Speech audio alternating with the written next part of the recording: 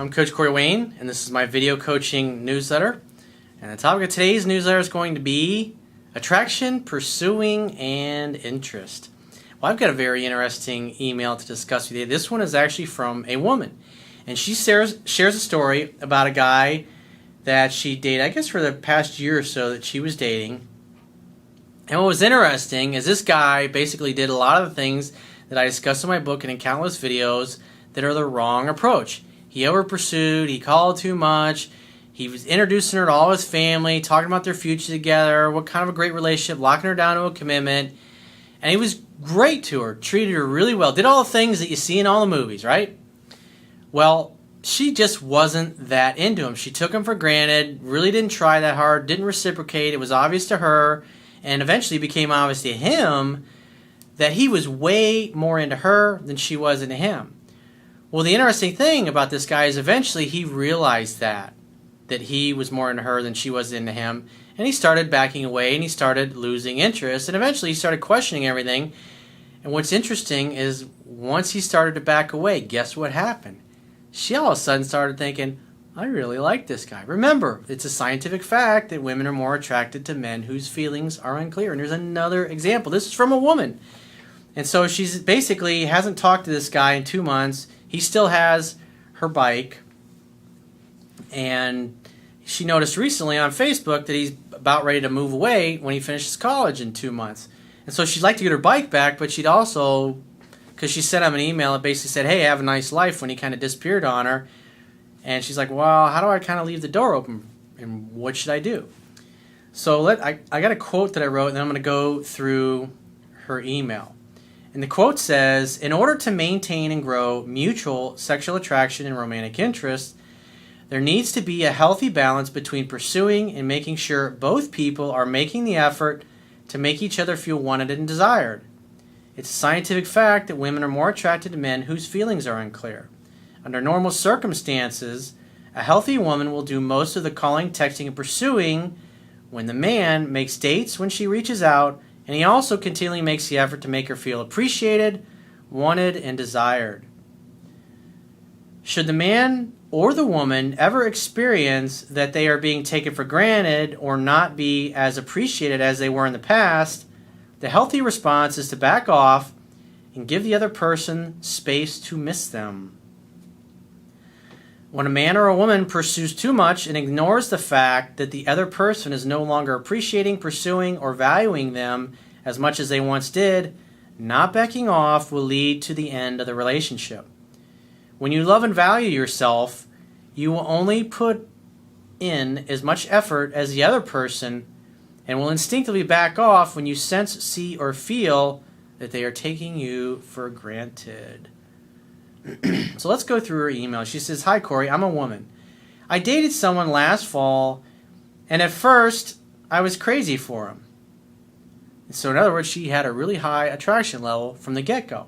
However, I got somewhat scared off because he seemed way too into it. Anyway, I still dated him because I liked him. I told him I didn't want to be exclusive, even though he had told me several times he did. So he over-pursued, and even though initially, more than likely on a scale of 1 to 10, he was an 8 in her eyes initially, and then when he over-pursued too much and tried to continually lock her down to a relationship, she kept saying, nah, I don't want to be exclusive, and kind of kept pushing him away. But she had fun together, and she kept hanging out with him. So she says, we had fun together, and he treated me like a queen. My friends were jealous of the way he treated me. I traveled with him, I met his family, and he was serious about me. Around Thanksgiving, he backed off somewhat. He said he realized that he had to because I was less committal about the relationship than he was. And more than likely, when you were around his family, they all realized, because he's there, oh, my girlfriend, she's great, she's awesome, we're going to be together forever. And they're going, dude, this chick just ain't into you. And so they probably had a couple come to Jesus talks with him. And he realized, you know what? You guys are right. She just ain't into me. So she went from like being to, notice what she says next. I was worried, but he seemed to still like me. We parted ways for Christmas, but he still called me and texted me a lot. I was excited because I was finally liking him a ton. On Christmas, something changed. He got distant, and I think I freaked out and got needy when he might have just been busy. Notice how the power flipped there. I said I felt upset because he was talking to me less, and I asked if he needed space. Then I backed away. He went from texting me all the time to texting me once a day. When we both returned after Christmas, I asked him on a date, but he told me he'd get back to me when he was available. Sounds like he's really missing you there. I knew I was rejected. A few weeks later, I sent him a goodbye email wishing him luck in life. Well, I definitely would not have sent that. Because that's like, boom, slam the door. You never want to burn a bridge. Remember, you got to love in such a way that the person you love feels free. And so you call him up, and you're like, hey, I'd like to see you. And he's like, oh, I'm not sure. I was like, okay, great, no problem. When you figure it out, get in touch. And you got to wait for him to get back to you. Dating's like a game of tennis. You just hit the ball over the net. You got to wait for him to hit it back. So a few weeks later, I sent him a goodbye email wishing him luck in life. In other words, you became impatient.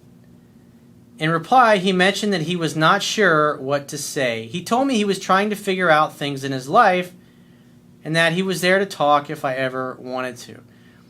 Another thing is that when a guy doesn't feel like he's stable in his purpose and his mission in life and where he's going, where he's going, I mean, obviously you guys are in college, and at this point, he's probably thinking, where am I going to move to? Where am I going to work? Where do I want to live? Where do I want to settle down and start a family?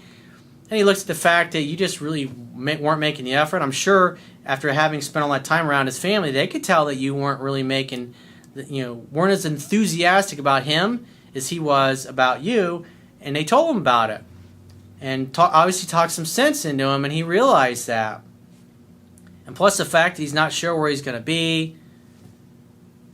So that's another reason why all of a sudden he's not, because he mentioned that he was trying to figure out things in his life. You got to let a guy do that. That's basically a guy saying, hey, I need time alone in my fucking man cave to figure it out. And the worst thing you can do is try to pressure a guy if you're a woman, when a guy's in that situation. Just, you need time alone in the man cave? And the guy will say, yeah, great. Because women work through their problems by talking about them. And then they come up with their own solutions, not a guy giving them the solution, unless, of course, she says, yeah, I'd like your opinion. But guys, we tend to go into the bat cave or the garage or our favorite watering hole or our buddy's house, hang out, have a few beers, whatever, contemplate. And then once we figure out our solution, we come out of the bat cave and we implement it. And a lot of women, they don't understand that, and they try to pressure the guy. They try to get him to talk because they figure, oh, if I just get him to talk, he'll come up with a solution. And for us guys, it's the exact opposite. No, we need time alone in the man cave.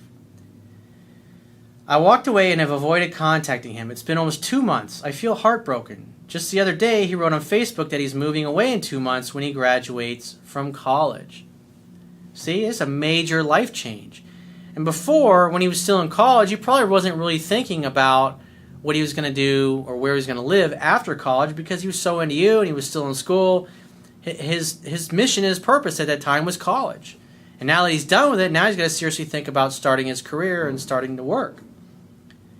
I understand walking away is the best negotiating position. However, I didn't tell him that the door was still open if he changed his mind. My goodbye letter seemed final.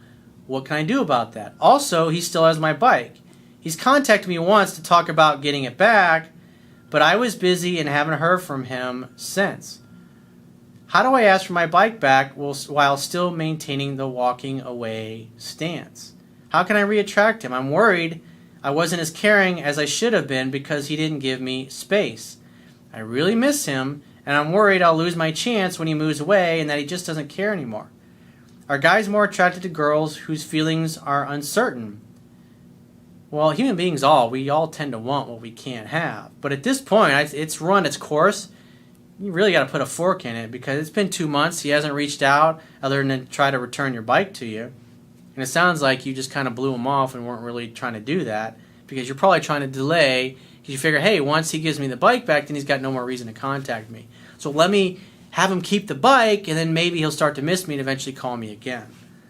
That's why women tend to leave earrings or belts or accidentally leave things at your house, because it gives them a reason to call you. Because women don't want to, they're not going to call you and go, hey, you want to go out? Most of the time. Hey, I think I left my belt or my earrings. Or like, yeah, it was right next to the bed and you just happen to forget them. How do I alter, hang out, have fun, and hook up? I don't feel like it's my place to ask him out if he contacts me, and I'm not sure how to reattract him, or even if I can.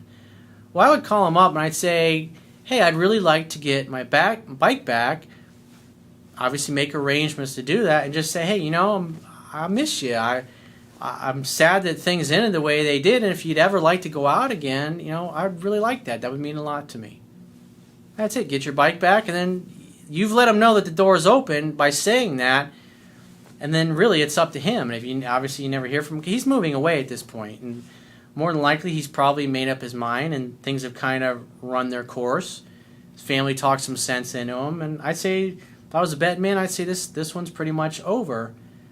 But I mean, also, if he'd have called about the bike or getting you the bike back, and you were an ass to him, or you were kind of cold and acting like you didn't give a shit anymore, then when he looks at the evidence of the time that you guys were together in the past, and you pretty much acted like you kept saying you weren't interested in being exclusive, you didn't want that, he's probably looking at the whole thing saying, wow, this girl really wasn't that into me at all. Why would I want to date somebody who's not into me? Especially if his family's and his friends have talked some sense into him.